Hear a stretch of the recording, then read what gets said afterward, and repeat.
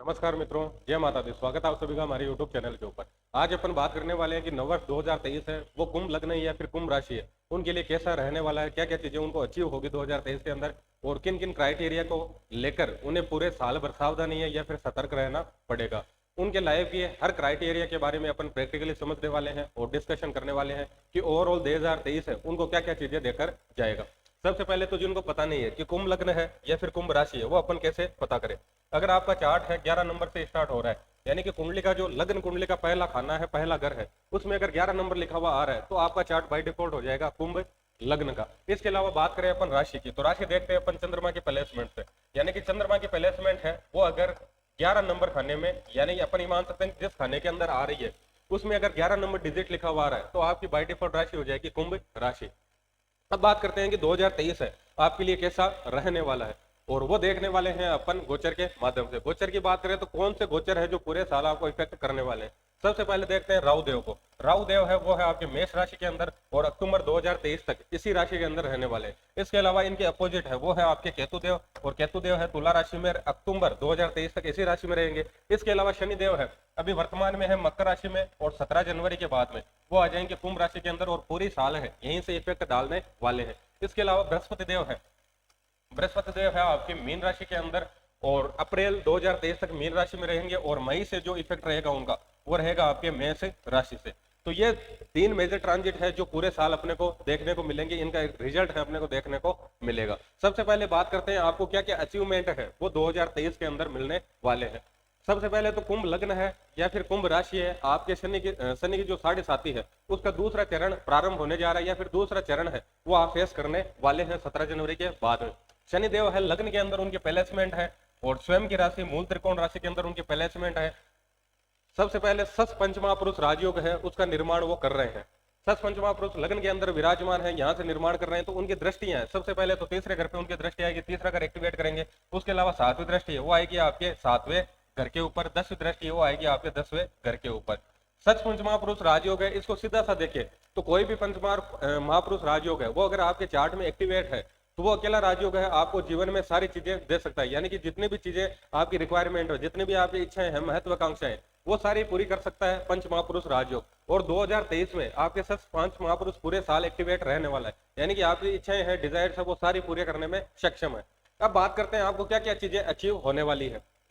सबसे पहले तो शनि देव है लग्न के अंदर उनके प्लेसमेंट है, स्वयं की राशि के अंदर प्लेसमेंट है, तो कहीं ना कहीं आपको संघर्ष करना सिखाएंगे, मेहनत करना सिखाएंगे। आपका व्यक्तित्व है उसमें सुधार आएगा, निखार आएगा। शनि देव है आपसे मेहनत करवाएंगे, संघर्ष करवाएंगे, और आपको व्यक्तित्व है अपन ये मान सकते हैं कि लोहे को अपन गर्म करके एक तरह से सोना बना देंगे। ऐसी स्थितियां आपके साथ में रहने वाली है 2023 के अंदर।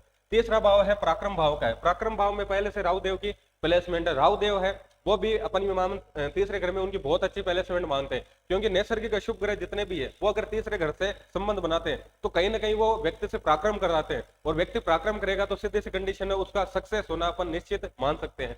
तो शनि देव है वो भी पराक्रम भाव के इफेक्ट ऊपर इफेक्ट डाल रहे हैं। राहु देव है पहले से प्लेसमेंट है, तो इसका मतलब 2023 के अंदर आप बहुत ज्यादा पराक्रम करने वाले हो, यानी कि बहुत ज्यादा मेहनत करने वाले हो, और निडरता के साथ में, साहस के साथ में आपका जो भी लक्ष्य है उसके लिए जो एफर्ट्स लगाने हैं वो सारे के सारे एफर्ट्स है आप जी जान से लगाने वाले हो। इसके अलावा और बात करें अपन तो शनि देव है उनकी दृष्टि आ रही है आपके 7वें घर के ऊपर, और बृहस्पति देव है वो आ जाएंगे अप्रैल के बाद में मेष राशि के अंदर, तो वो 5वीं दृष्टि डालेंगे आपके 7वें घर पे। इसका मतलब क्या है कि मई के बाद में अगर आपका विवाह नहीं हो पा रहा था, विवाह के अंदर किसी भी तरह की दिक्कत चल रही थी, तो मई के बाद में आपके शादी के योग बन रहे हैं। यानी कि 100% संभावनाएं हैं कि मई 2023 से के बाद में आपके क्या हो जाए, विवाह हो जाए, या फिर विवाह जीवन के अंदर किसी भी तरह की गड़बड़ी चल रही थी तो उसमें भी अपन सुधार है वो देख सकते हैं। इसके अलावा और बात करें तो शनि देव है उनकी 10वीं दृष्टि आ रही है आपके 10वें घर पे।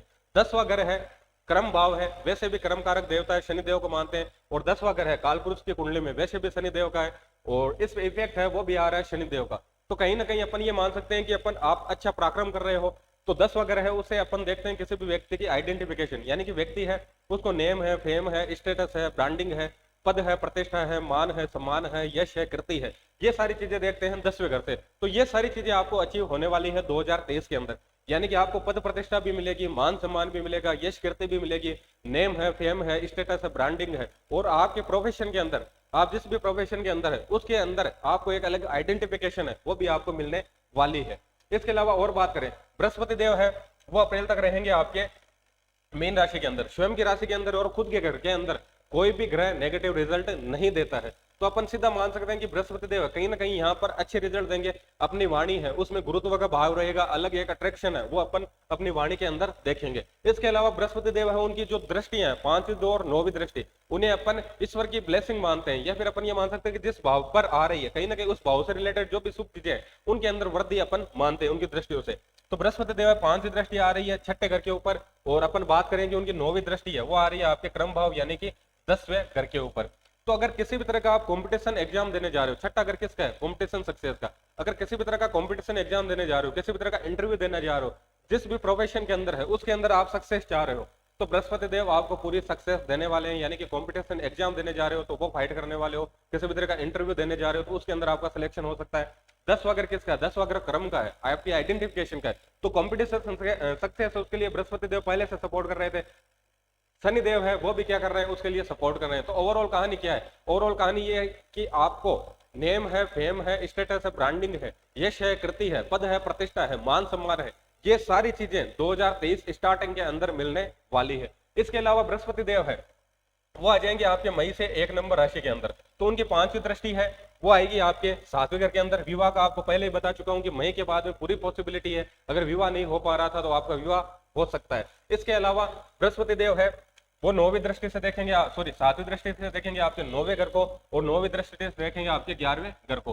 11वां घर किसका है, 11वां घर है आपकी इच्छाओं का, आपकी महत्वाकांक्षाओं का, आपकी डिजायर्स का, वो कैसे फुलफिल होगी वो देखते हैं अपन 11वें घर से। इसका मतलब क्या है कि मई के बाद में वो टाइम पीरियड स्टार्ट हो रहा है जिसके अंदर आपकी जितनी भी इच्छाएं हैं, आपकी जितनी भी महत्वाकांक्षाएं हैं, आपके जितने भी डिजायर्स है वो सारी की सारी पूरी होने वाली है 2023 के अंदर।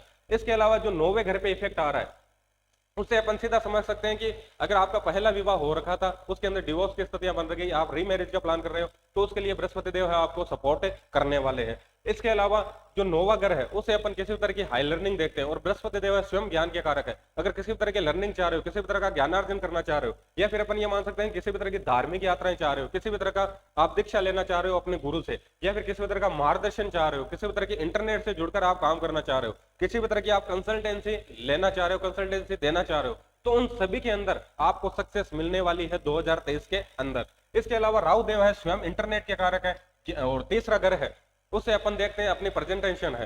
तो राहु देव है जब तीसरे घर में बैठते हैं तो अपन ये मान सकते हैं कि व्यक्ति है खुद को बहुत शानदार तरीके से रिप्रेजेंट करता है, क्योंकि तीसरा घर है रिप्रेजेंटेशन का, अपन खुद को दूसरों के सामने कैसे प्रस्तुत करते हैं ये देखते हैं अपन तीसरे घर से। तो अपन ये मान सकते हैं कि 2023 में कुंभ लग्न और कुंभ राशि वाले खुद को बहुत अच्छे से रिप्रेजेंट करने वाले हैं। इसके अलावा तीसरा घर है कमीशनिंग का, तीसरा घर है डॉक्यूमेंटेशन का, किसी भी तरह की राइटिंग का, शॉर्ट टूर ट्रेवलिंग का, किसी भी तरह की नेटवर्किंग का, सोशल मीडिया का। तो इन सभी प्रोफेशन से अगर जुड़कर काम कर रहे हो तो उसके अंदर आप बहुत अच्छा करने वाले हो। इसके अलावा राहु देव की जो दृष्टि आ रही है किस पे, आपके 9वें घर के ऊपर। 9वां घर खुद इंटरनेट है, राहु देव स्वयं इंटरनेट के कारक है, यानी कि इंटरनेट से जुड़ा हुआ किसी भी तरह का काम कर रहे हो तो उसके अंदर आपको सक्सेस मिलने वाली है। राहु देव है वो भी संबंध बना रहे हैं 11वें घर से, बृहस्पति देव भी बना रहे हैं, यानी कि आपकी किसी भी तरह की इच्छा, आपके विदेश सेटलमेंट की इच्छा हो सकती है, आपके विवाह की इच्छा हो सकती है, आपके अच्छे धनार्जन की इच्छा हो सकती है, या फिर आप किसी भी तरह की आपकी इच्छा है, महत्वाकांक्षा डिजायर है, वो 2023 के अंदर पूरी होने वाली है। ओवरऑल देखिए 2023 है आपके लाइफ का गोल्डन टाइम पीरियड रहने वाला है, जिसके अंदर आपको नेम फेम स्टेटस ब्रांडिंग है ये भी मिलेगा, यश कीर्ति पद प्रतिष्ठा मान सम्मान ये भी मिलने वाला है, आपकी इच्छाएं हैं, महत्वाकांक्षाएं डिजायर्स है वो सारी फुलफिल होने वाली है 2023 के अंदर। अब इसके अलावा किन चीजों को लेकर अपने को सावधानी है या फिर सतर्कता है वो रखनी चाहिए। सबसे पहले तो शनि देव है लग्न के अंदर है, तो कहीं ना कहीं आपको आलस्य है उसका त्याग करना पड़ेगा। आप किसी न किसी तरह की फिजिकल एक्टिविटी है वो स्टार्ट कर दे, टाइम के आप पंक्चुअल रहे। शनि देव है उनकी 7वीं दृष्टि आ रही है 7वें घर पे, और राहु देव है उनकी 5वीं दृष्टि आ रही है 7वें घर पे। तो आप अगर शादीशुदा है तो आपके वैवाहिक जीवन के अंदर अपन गड़बड़ियां देख सकते हैं। कौन करवा रहे हैं, राहु और शनि देव। तो कहीं ना कहीं आपके पार्टनर के स्वास्थ्य का आपको ध्यान रखना है, और उनके साथ में किसी भी तरह का मतभेद न हो। तो वैचारिक जो भी स्थितियां हैं उनको आप सही से तालमेल बिठाकर आपको चलना है। इसके अलावा केतु देव है वो है आपके 9वें घर के अंदर। केतु देव है, केतु देव के अंदर 9वें घर में अपन केतु देव की एनर्जी मानते हैं, अच्छी प्लेसमेंट मानते हैं, लेकिन केतु देव है वो है आपके डिटेचमेंट के कारक। 9वां घर है उससे देखते हैं अपन पिता के स्थिति, तो कहीं ना कहीं पिता के साथ में आपके संबंध है खराब हो सकते हैं। तो उस चीज का आपको ध्यान रखना है कि पिता के साथ में अपने रिलेशन है वो खराब ना हो, उनके साथ में अपने संबंध है अच्छे रहे। वाइफ का ध्यान रखना है, पिता का ध्यान रखना है। बाकी ओवरऑल 2023 है आपके लाइफ का सबसे अच्छा साल रहने वाला है। धन्यवाद।